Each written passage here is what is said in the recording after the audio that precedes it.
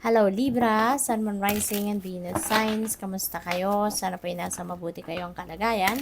Welcome back po sa Star Tarot. At kung bago kayo rito, welcome din po kayo. Please subscribe, like, share my videos, and leave me a comment po kung nakaresonate kayo. Thank you. So, first card po ninyo, napakaganda. This is your situation. This is your challenge. This is your advice. And this is your outcome. Ayan. So, Libra. Napakaganda ng inyong sitwasyon sa ngayon kasi this is abundance, no? And this is prosperity. Probably ang iba sa inyo nandoon na sa tugatog ng tagumpay pagdating sa inyong kaperahang aspeto. Very successful na din kayo sa trabaho ninyo, sa career ninyo, or kung nagnenegosyo kayo, maaring nandoon yung success ninyo sa ngayon, no? So probably talagang namamayagpag na kayo, no? Very successful na kayo pagdating sa inyong kaperahang aspeto, trabaho, karera, negosyo. So pwede rin na ang iba sa inyo rito because you are very wealthy na, siguro marami na kayong ipon, marami na kayong may established na kayo na source of income ninyo. So baka ngayon kayo naman yung kayo naman yung magke-create ng opportunity for other people to be like you, you know. Maybe you are going to inspire, no, many people around you na kung anong gagawin nila para maging katulad mo, no, katulad mo na maging successful din pagdating sa inyong kaperahang aspeto, you know. So yung challenge ninyo is the King of Swords, no? So siguro despite your success, no, pagdating sa inyong pera, pagdating sa inyong trabaho, career, at negosyo, siguro ang challenge ninyo rito is baka nandoon kayo, yung kulang sa inyo, kumbaga, yung galing siguro sa decision making, no? Baka doon kayo nahihirapan, baka doon kayo baka hindi kayo decisive, no, sa mga desisyon, no, na kailangan ninyong gawin. Baka lagi kayong baka ang tendency ninyo ay nag-uurong-sulong kayo. Pwede ngayon, ito yung inyong desisyon, nakabuo na kayo ng desisyon, tapos mamaya pwedeng magbago. Ito, pwedeng babalikan ninyo at sasabihin ninyo na, teka lang, no, kasi parang hindi ako sigurado dyan, no, yung mga ganun ba. So, probably, yun ang ninyo, yun ang problema ninyo rito, no, yun ang nagiging, um, uh, kumbaga, diferensya dito, no, sa inyong sitwasyon. At ang advice sa inyo, we have 2 of Cups. Ayan, so maybe, you need someone dito, no, to help you, to guide you, 'di ba? Na pwedeng meron ditong makakailangan mo dito na merong mag-a-advise sa iyo, merong mag-encourage sa iyo, pwedeng ganon, no?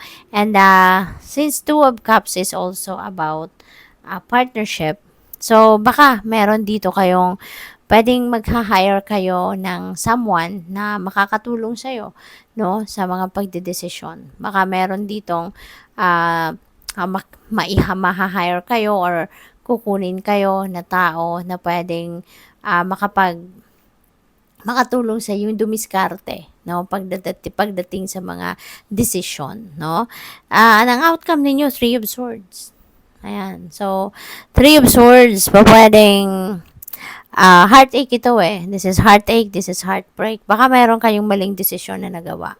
So, yun ang napipick up ko dito na baka maybe merong ditong maling desisyon na nagawa and maybe it hurts you, no?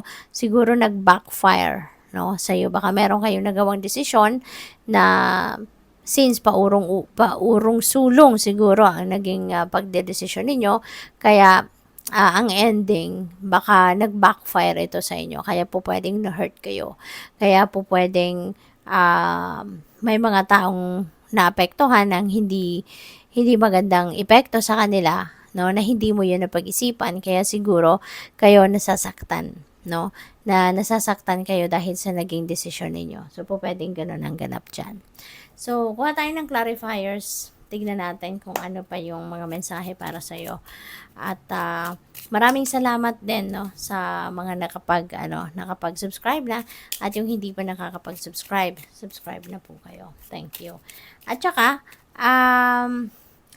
before I forget, also, I would like to say hi din, shout out po sa ating beloved channel member na si At Maria Yui 3981. Thank you po. At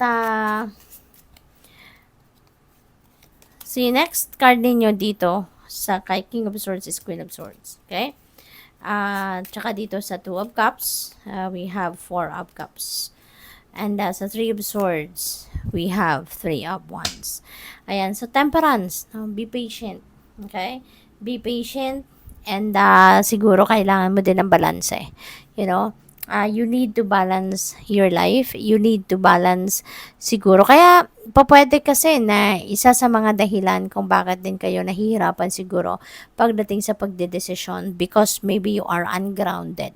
Maaaring yung isip ninyo fragmented, maaaring ang isip ninyo all over the place, you know, so pwedeng ganun ang ganap dito. Kaya, you may need to bring the balance back in your life. Kailangan ninyong balansehin ang lahat, kailangan ninyo na ayusin, no, yung oras ninyo sa sarili ninyo, sa pagsa-self-care ninyo, 'di ba? Dapat may panahon talaga tayo para sa pag-self-care natin kasi malaking tulong yon, no, na tayo ay rested, tayo ay relaxed, nakakapag-rejuvenate tayo, nakakapag-replenish tayo ng lost energy natin. Ang laking epekto po nun sa ating pag-iisip, no? Mas nagiging healthy ang mga decisions natin sa buhay then if we are grounded, no? Kung naaalagaan natin ang sarili natin, nakakapag-relax tayo, nakakatulog tayo ng maayos, nakakakain tayo ng maayos, napakagandang epekto nun sa overall health natin. Kaya maaaring yun din ang kailangan din ninyong bigyan din ng oras, no? Kasi siguro ang dami ninyong ginagawa. Super busy kayo. Kaya nga, nandoon na kayo sa tugatog ng inyong tagumpay. Because maybe you've been focused on that for quite a while na. 'Di ba? Kaya siguro it's time na ibalik na ninyo yung balanse sa buhay ninyo. Okay?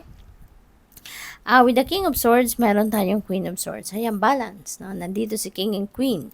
So, this asks you, no, na balance ang kailangan ninyo. No? Balance ang kailangan ninyo sa buhay ninyo. Para nang sa gayon, maging maging focused, no, makakapag-concentrate kayo sa ginagawa ninyo, 'di ba? Mas makakapag-isip kayo ng maayos, yung gano'n. If everything is being taken care of, lahat ng areas of life na bibigyan mo ng oras at panahon. So, for the Two of Cups, meron tayong Four of Cups. Ayan, so siguro merong nag-o-offer sa iyo Libra. Baka merong nag-o-offer sa iyo ng tulong.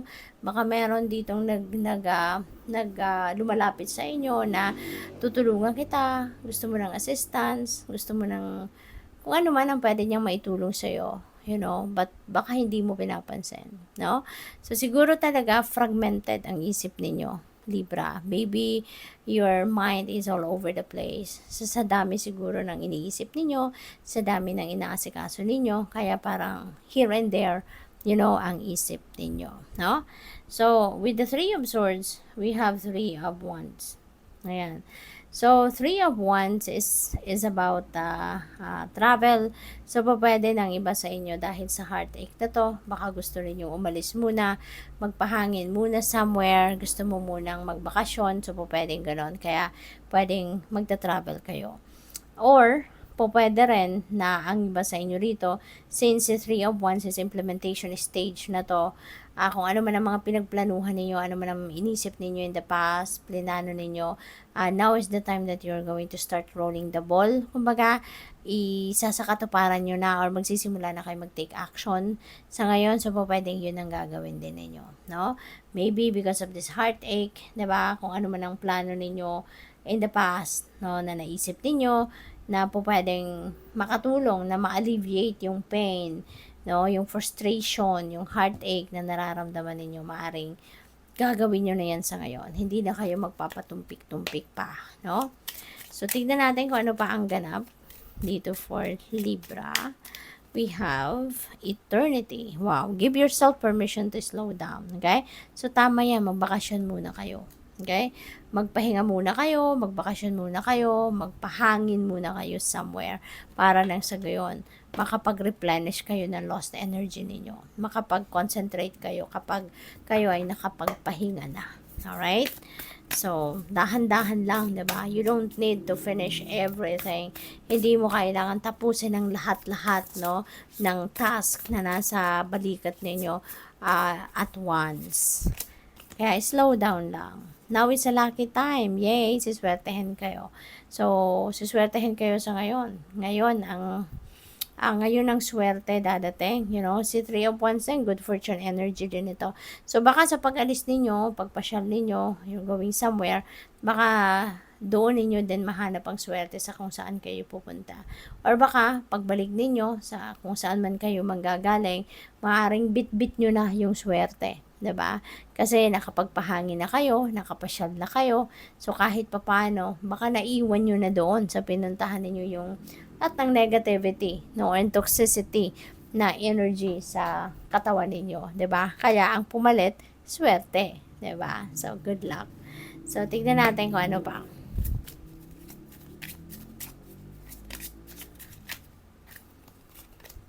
We have strategy. Ayan, so strategizing, no, or lahat ng plano ninyo, I mean, gagawin nyo na dito.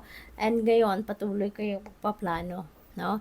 Patuloy kayong magpaplano, patuloy kayo na mag-iisip, no, ano ang magandang gawin, magandang diskarte na gawin sa buhay ninyo or sa kung anumang bagay, no, na po pwede ninyong pagkakaabalahan.